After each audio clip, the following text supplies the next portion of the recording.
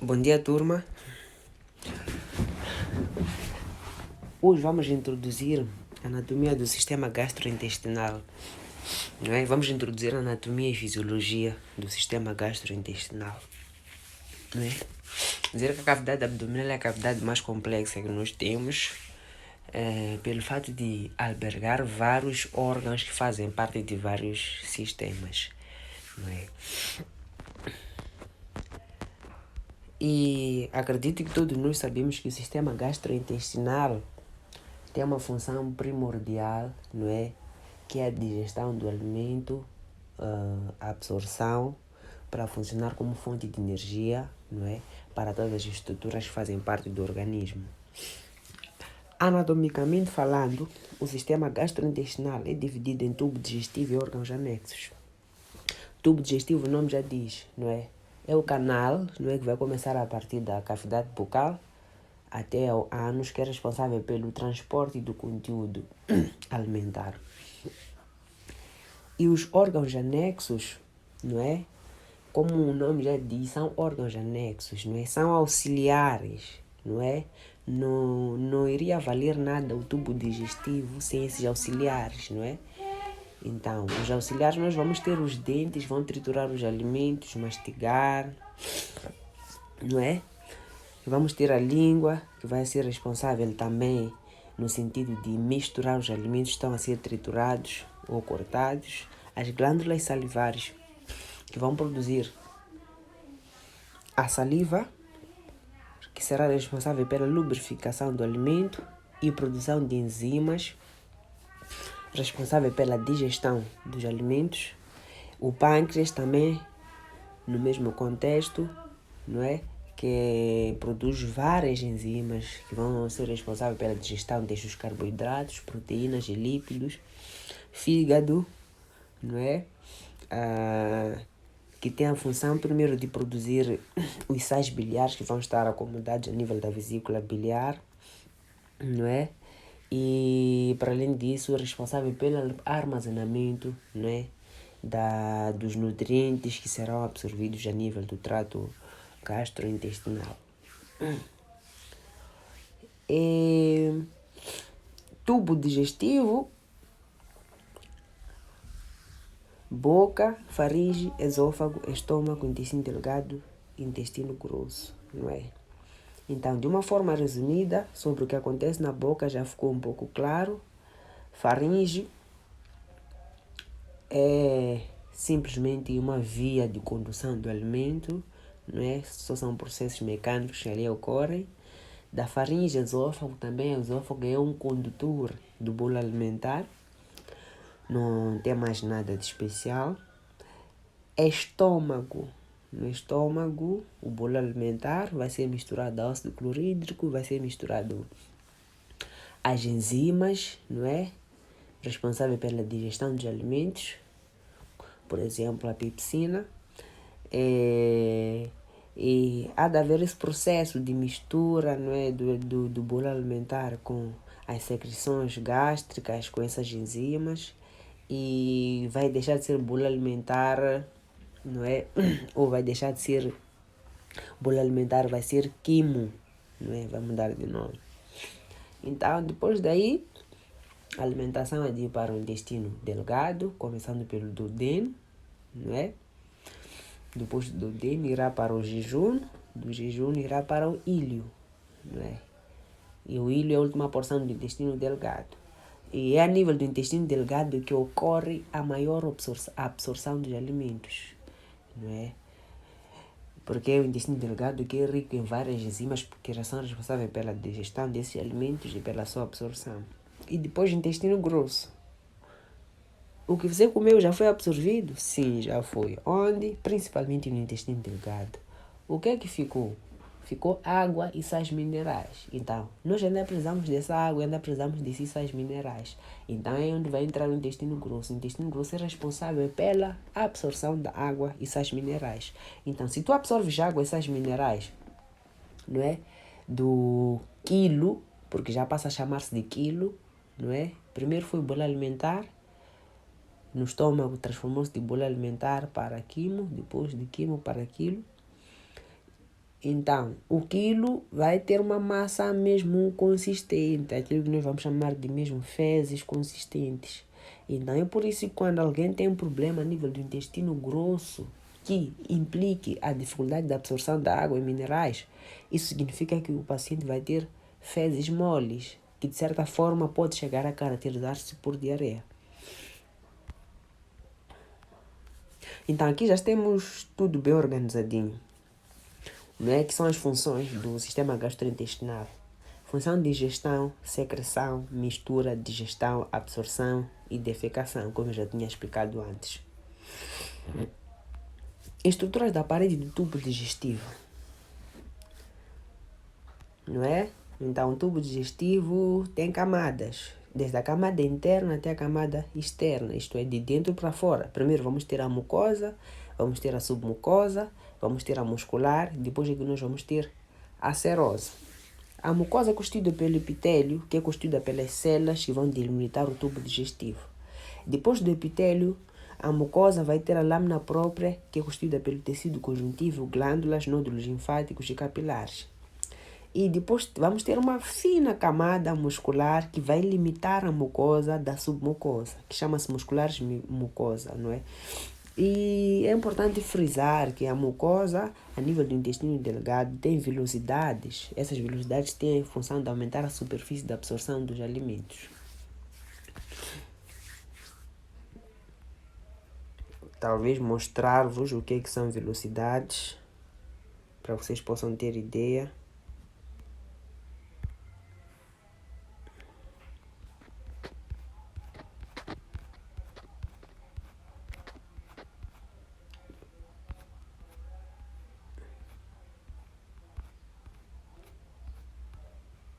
Aqui está a imagem das velocidades, tanto à esquerda assim como à direita, a nível do intestino delgado. Então, tem a função de aumentar a superfície de absorção. Porque imagine lá se o tubo digestivo não tivesse essas velocidades. Só seria uma camada circular. Isso significa que a superfície de absorção seria pequena para tanta quantidade de alimento que nós temos. Mas para cada velocidade tem a sua própria superfície que, se fosse para esticar, não é? Hipoteticamente falando, não é? Essa camada interna da parede, estudos referem que até chegaria a uma superfície, a uma área equivalente a um campo de futebol. Não é? Então, imagine lá um campo de futebol, mesmo com a alimentação toda espalhada para a sua absorção. Significa que a alimentação seria absorvida de forma muito rápida, os nutrientes, melhor dizendo, os micro...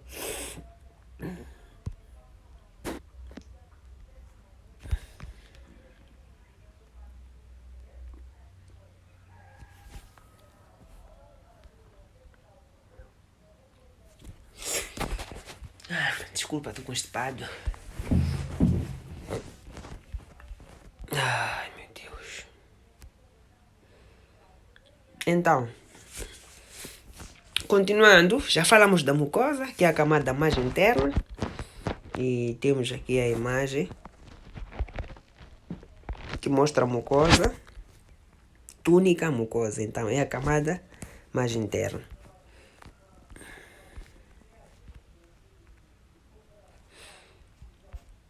Vamos para a submucosa, que é o tecido conjuntivo, não é? Que é constituído por glândulas, não é? Por um plexo submucoso de Meissner. Então, se é tecido conjuntivo, significa que tem fibroblastos, que são células responsáveis pela produção da matriz e tudo mais. E as glândulas são responsáveis pela produção de secreções, não é? Que vão lubrificar a camada mucosa, o epitélio. E o plexo de Meissner é nada mais, nada menos do que nervos que têm a função aferente e eferente, isto é, função sensitiva e a função motora a nível dessa região. Depois vamos ter a camada muscular. Mas antes de irmos para a camada muscular, deixa-vos mostrar qual é a camada submucosa, ou túnica submucosa. Ficou claro que estamos a descrever de dentro para fora. Então, aqui vocês conseguem ver a túnica submucosa, como vem legendado, que vem depois da túnica mucosa. Então, o que é que vem depois? Túnica muscular. E a túnica muscular é dividida por duas camadas. Temos a camada muscular circular e a camada muscular longitudinal. A camada muscular circular é interna e a longitudinal é mais externa, não é? Então, só depois é que vamos ter a túnica serosa, como a imagem também consegue mostrar aqui nessa região. A túnica serosa, que é a camada mais externa do tubo digestivo.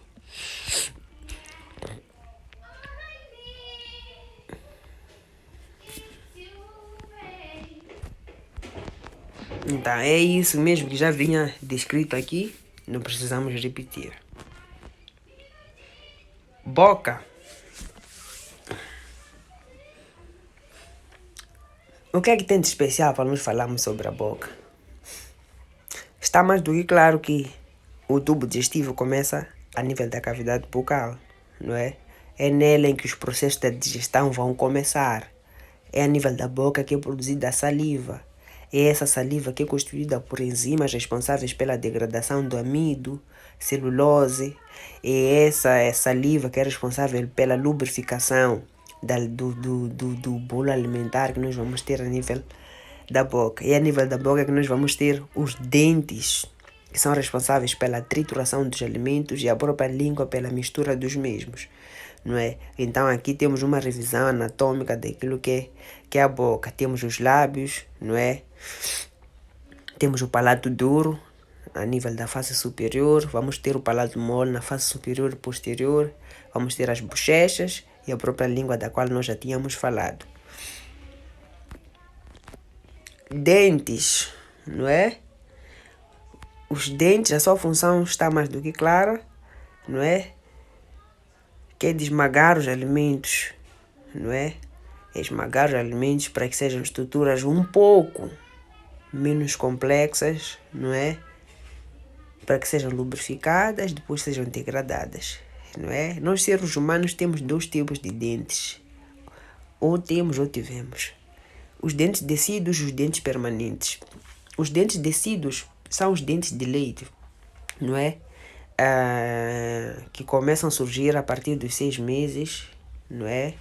Até 2 a 6 anos, não é? Então, dos 6 meses até os 6 anos, não é? Vamos ter os dentes de leite e totalizam até o máximo de 20 dentes na maior parte das pessoas. E depois disso, começam a surgir os dentes permanentes. Isso que a maioria de nós aqui temos, não é? Que são 32 dentes que vão iniciar dos 6 anos até os 18 anos, na maior parte das pessoas. Uns já tem um pouco mais de 18 anos, outros já tem um pouco menos, mas a média é essa. Então, à esquerda, nós já temos a imagem que vai representar aquilo que são dentes decíduos, não é? E os dentes permanentes. Fica claro que os dentes permanentes ainda estão escondidos. Em algum momento vão surgir, não é? Isso é a partir dos 6 meses, dos 6 anos aos 18 anos. Não é? Então, antes de falar da estrutura dos dentes, é importante falar que nós temos tipos de dentes. Temos dentes incisivos, temos dentes caninos, temos dentes premolares e temos dentes molares, não é? E os dentes incisivos cortam os alimentos, os dentes caninos esmagam e trituram os alimentos. Os dentes premolares e molares esmagam os alimentos. Então, os dentes caninos é como se tivesse um pouco da função incisiva, um pouco da função dos premolares e molares. Então, quanto à estrutura dos dentes, como mostra a imagem, vamos ter de forma organizada a coroa, o colo e a raiz, não é? Então, a nível da coroa, significa que é a parte em que nós conseguimos ver o dente, não é? E o colo é a parte do dente que está coberta pela gengiva, como vem na imagem, e a parte da raiz é a parte do dente que está em contato com o osso ou mandibular ou osso maxilar, no qual os dentes estão fixos, não é? Então, de fora para dentro, em termos de estrutura, primeiro vamos ter o esmalte, que é uma das estruturas mais duras que nós temos, a dentina e a polpa. A polpa que é constituída pelos nervos e vasos sanguíneos, e lá por baixo vamos ter o cimento, que é responsável pela união dos dentes às estruturas ósseas.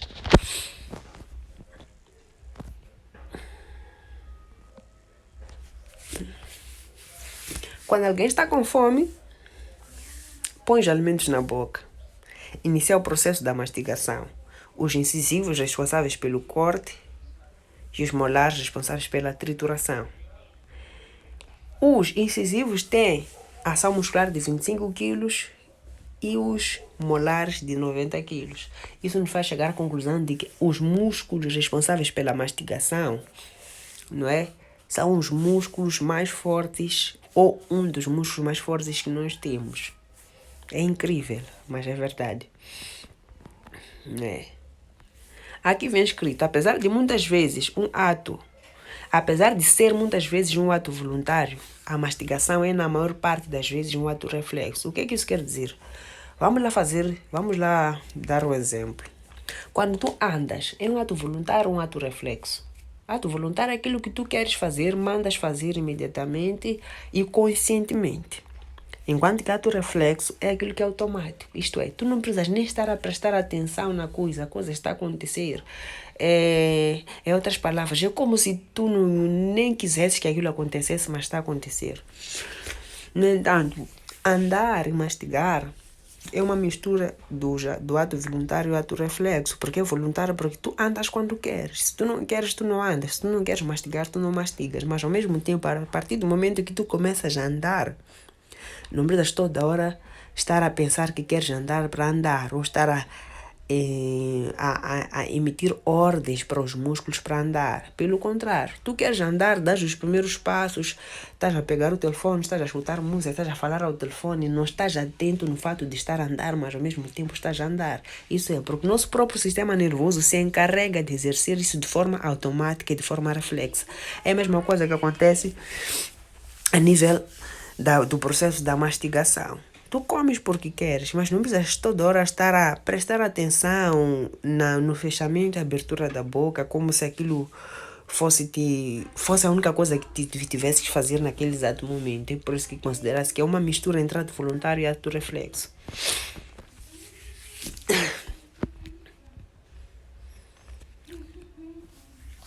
Quanto aos constituintes da saliva, a saliva tem secreção. Secreção é aquilo que a saliva produz, não é? É o líquido que é produzido pela saliva. Então, nós vamos ter o líquido seroso e o líquido mucoso. No líquido seroso, nós vamos ter uma enzima chamada ptialina, que é responsável pela digestão do amido. Todos nós sabemos que o amido nós encontramos no pão, no bolo e nos biscoitos. Então, é um carboidrato, resumindo. E essa glândula salivar, não é, que produz essa ptialina, encontramos na glândula salivar submandibular e sublingual, não é?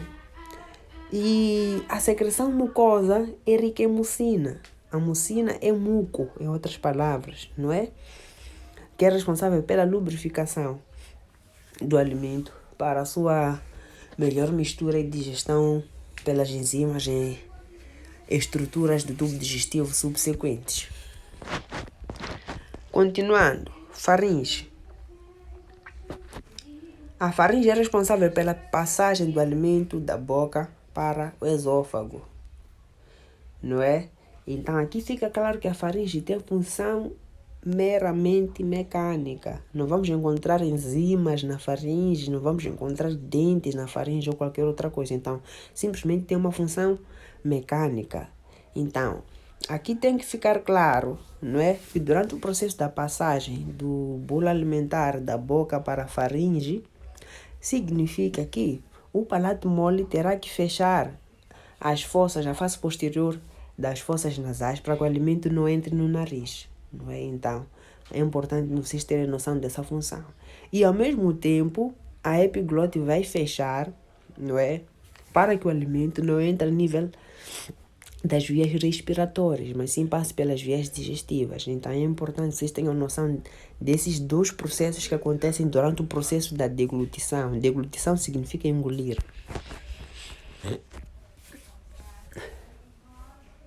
Então aqui já temos até um esquema que explica, não é?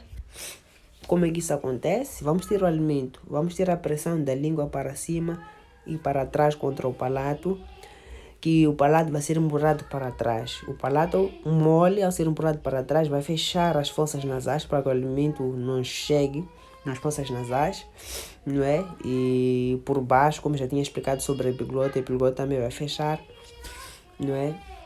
A traqueia, a laringe e a traqueia. Então a alimentação tem duas fases, não é? O processo da deglutição, melhor dizendo. A fase voluntária e involuntária. A voluntária é quando inicia o processo, quando leva a alimentação e põe na boca, não é? E decides engolir, não é? A involuntária começa quando o bolo alimentar já está na faringe e está no esôfago, não é? Então, a partir do momento que o bolo alimentar está nessa região, você já não decide nada. O que acontece é a fase voluntária que é responsável por isso.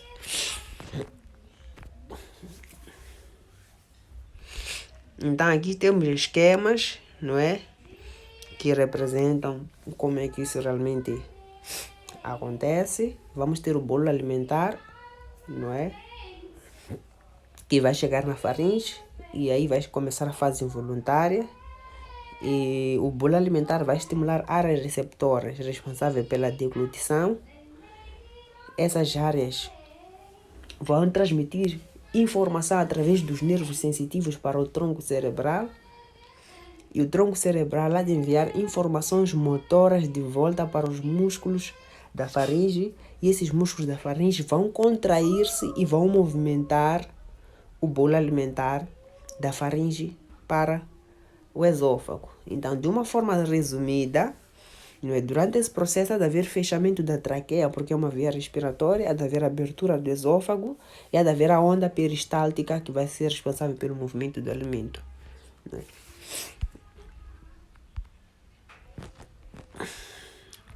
Esôfago é um tubo muscular que se estende da faringe até o estômago.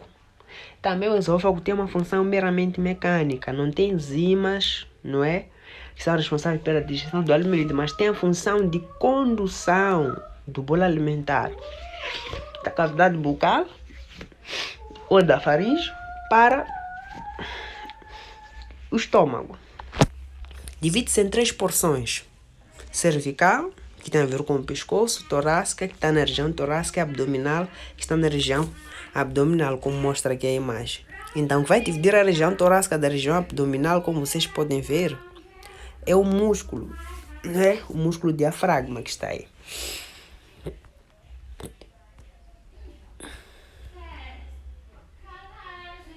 Então, aqui temos o esquema que explica como é que isso acontece. Vamos ter o bolo alimentar, que vai chegar a nível da porção superior do esôfago, chamada de esfíncter esofágico superior. Há de haver uma ação reflexa, isto é, uma informação que vai chegar a nível do sistema nervoso central e depois do sistema nervoso central vai se transmitir uma ordem, não é?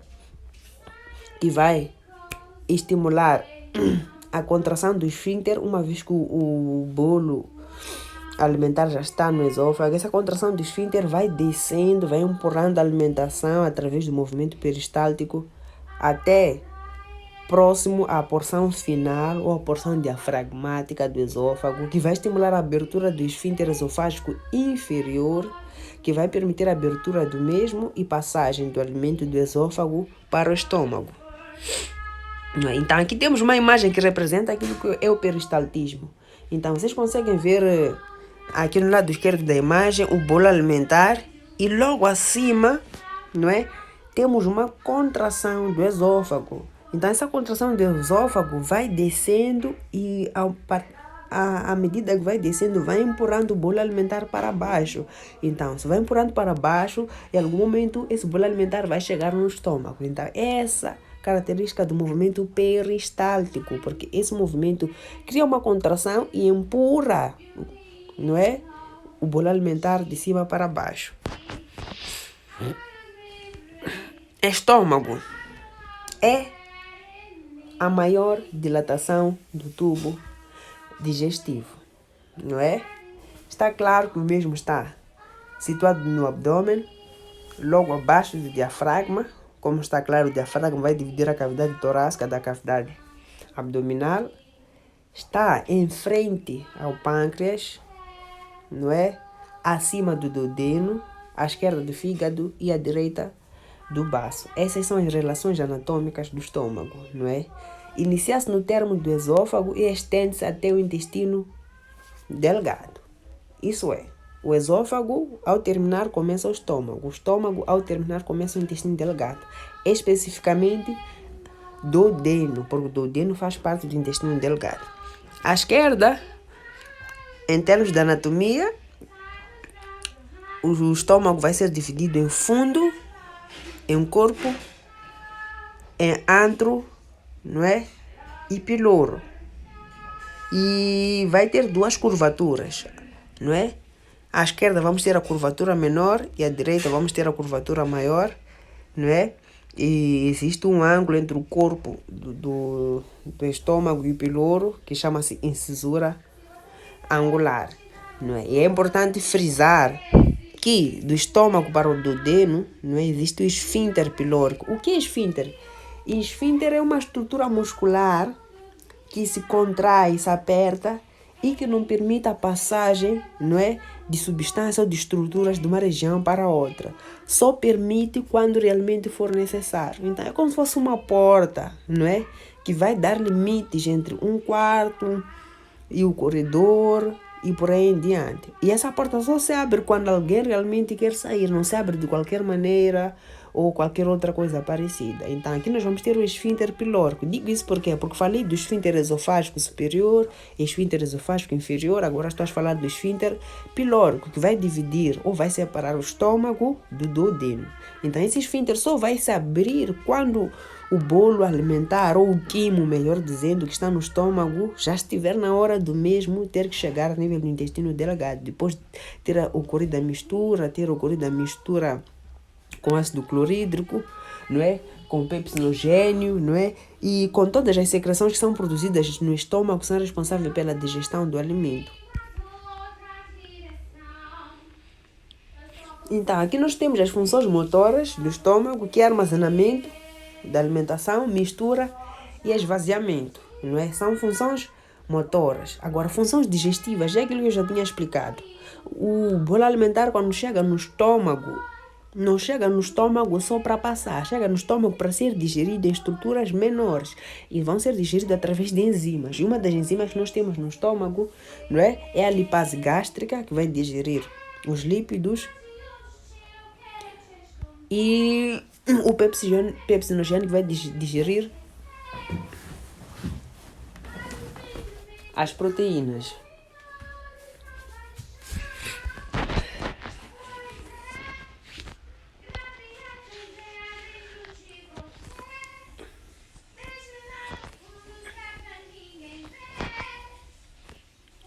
Então, temos aqui uma tabela que realmente mostra aquilo que são as secreções gástricas, melhor dizendo. Então, temos aqui as glândulas oxínticas e glândulas pilóricas, não é? As glândulas oxínticas são responsáveis pela produção do ácido clorídrico, não é? É importante saber que o ácido clorídrico é importante. É importante no nosso organismo. Não só nos faz mal, como aqueles que têm gastrite ou algo parecido. As pessoas com gastrite, o ácido clorídrico lhes faz mal porque têm dificuldades de produzir secreções que são responsáveis pela proteção gástrica, pela secreção mucosa. Então, o ácido clorídrico acaba mesmo digerindo as estruturas do estômago.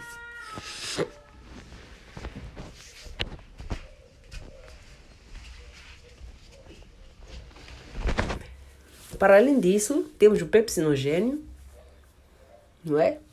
Já tinha falado tanto dele, que é uma enzima responsável pela digestão das proteínas. Temos o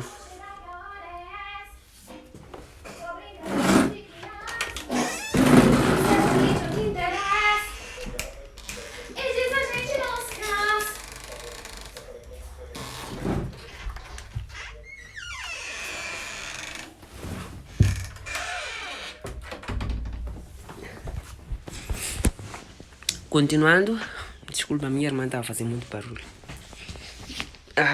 Temos o fator intrínseco.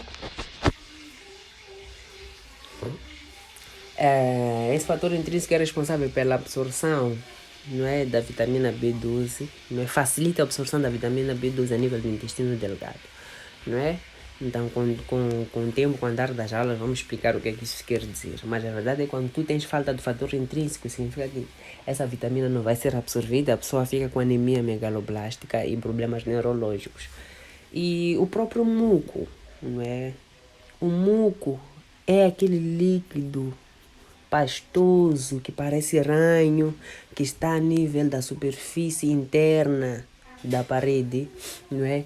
Ou do tubo digestivo, que é responsável pela proteção do mesmo. Se tu tens falta desse muco, o ácido clorídrico vai digerir, vai corroer a parede gástrica e você vai ter aquilo que chama-se de gastrite, não é? Glândulas pilóricas. As glândulas pilóricas também produzem muco, não é? Também produzem pepsinogênio. E produzem exclusivamente a gastrina, que não é produzida pelas glândulas oxínticas, não é? Então a gastrina é outro hormônio que nós temos a nível do estômago.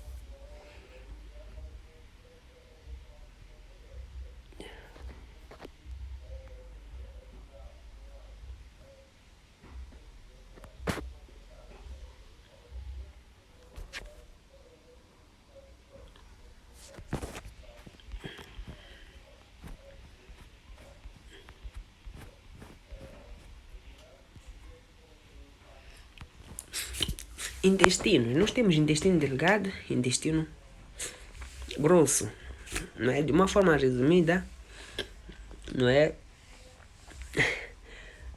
O intestino delgado tem a função de absorção dos alimentos e de digestão dos mesmos. O intestino grosso tem a função de absorção de água e de sais minerais. Então, aqui temos a divisão do intestino delgado. O intestino delgado é dividido em duodeno, jejunum e íleo. E o mesmo em um adulto tem 7 metros de comprimento. Então, é a porção do tubo digestivo mais rica em enzimas.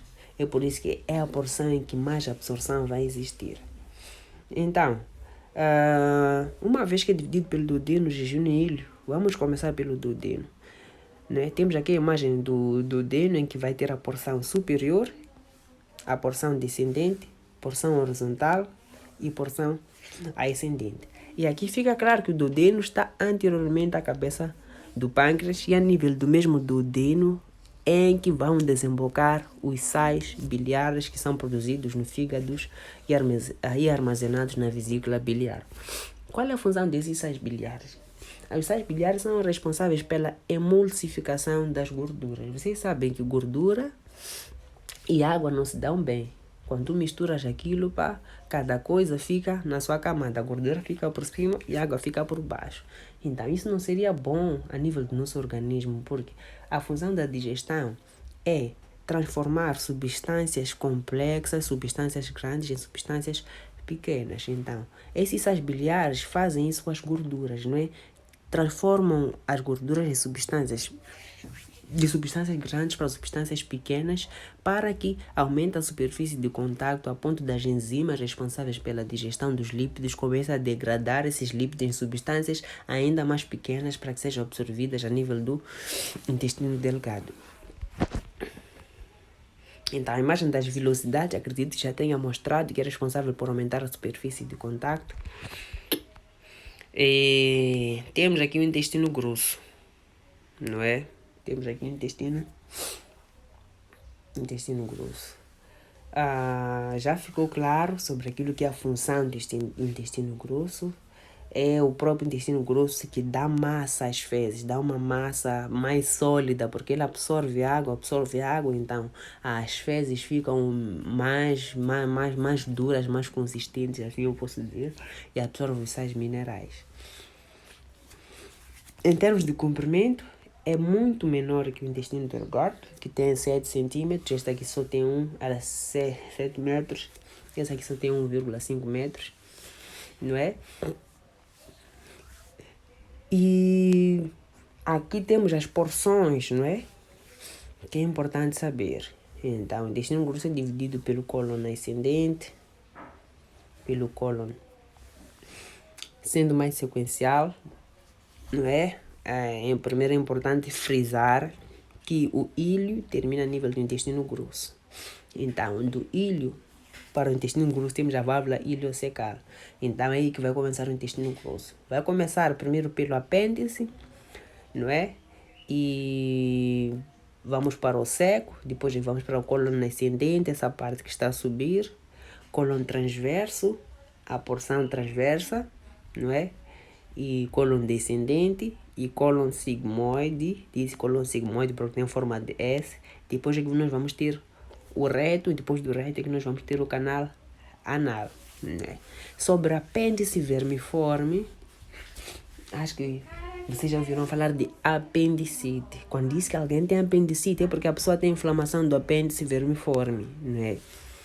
E na maior parte das vezes há uma necessidade de se operar e tirar-se esse apêndice porque, de uma forma resumida, acaba não tendo uma função clara no nosso organismo. Então, temos aqui o processo de defecação, não é? O processo de defecação tem a ver com esfíncter, eu já expliquei o que eram esfíncteres, não é? Então, temos dois tipos de esfíncter, o interno e o externo. O interno é involuntário, o externo é voluntário. O que isso significa? O externo é voluntário. Suponhamos que tu queiras defecar porque estás a sentir necessidades. Vais à casa de banho e fazes o esforço. Quando fazes o esforço, significa que estás a relaxar o esfíncter, estás a abrir o esfíncter para que as fezes possam passar. Não é? Enquanto que o esfíncter interno abre-se, não é? De forma involuntária, não é? Então, durante o processo mesmo voluntário de defecação, o esfíncter interno abre, só até mesmo antes, não é? Daí é que está a diferença entre um e outro.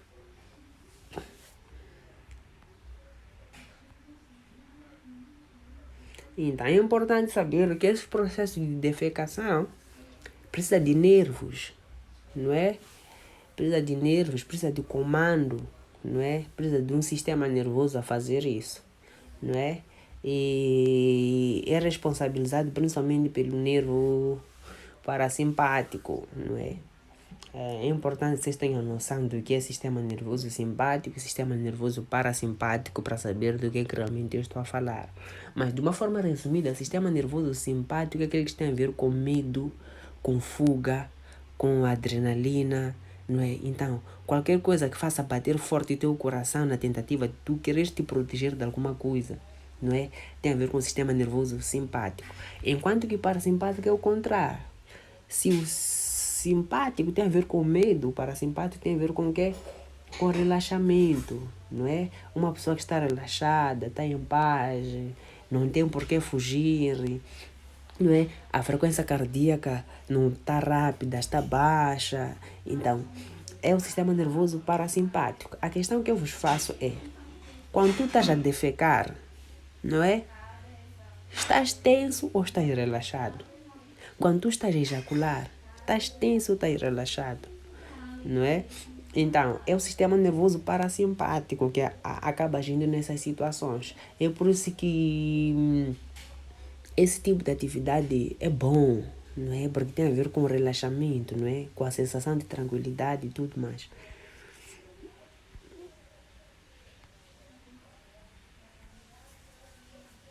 Então, aqui nós temos a fisiopatologia, não é? Do processo, não é? Da defecação. Então, as fezes começam a ser formadas a nível do intestino grosso. Então, quanto mais as fezes vão passar a coluna ascendente, coluna transverso, descendente, vai absorvendo mais água e as fezes ficam mais consistentes. Então, essas fezes vão causar a distensão do intestino grosso, hão de enviar sinais nervosos, não é? Pelo plexo mioentérico, não é? E isso vai iniciar ondas peristálticas, não é? Porque depois de enviar os sinais para o sistema nervoso também envia sinais para o intestino. Vai começar as ondas peristálticas a nível do cólon descendente, que vai mover mais as fezes para baixo, depois cólon sigmoide, depois vai chegar no reto.